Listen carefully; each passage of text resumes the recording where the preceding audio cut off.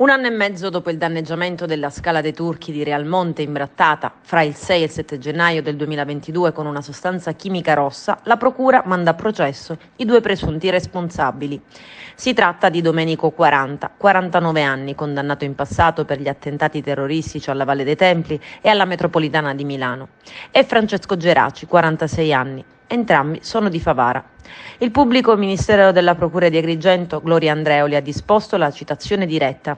L'ipotesi accusatoria nei loro confronti è di deturpamento di cose altrui e deturpamento di bellezze naturali. Il processo si celebrerà a partire dal 3 luglio prossimo davanti al giudice monocratico Rossella Ferraro. I carabinieri, coordinati dal maggiore Marco La Rovere, acquisirono le immagini del sistema di videosorveglianza della zona e avviarono accertamenti sulla vendita del prodotto usato per l'imbrattamento, chiudendo il caso in pochi giorni.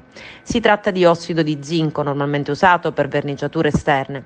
La pioggia avrebbe sciolto la polvere, trasformandola in una lunga scia di colore rosso, per fortuna non indelebile.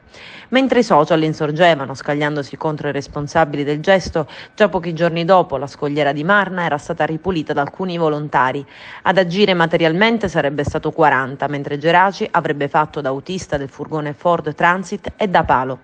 40 fin dall'inizio era il sospettato principale del danneggiamento.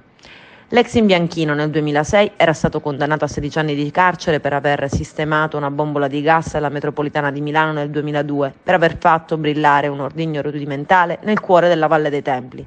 Nel 2011 era già stato destinatario della misura di sorveglianza speciale applicata fino al 2018. Di recente aveva anche imbrattato la Marna di Punta Bianca ed era stato segnalato all'autorità giudiziaria per vilipendio per aver postato delle frasi ingiuriose, delle offese nei confronti delle forze dell'ordine. Ma non solo. Aveva anche imbrattato la casa natale di Luigi Pirandello e distrutto dei vasi di ceramica in Viale delle Dune ad Agrigento.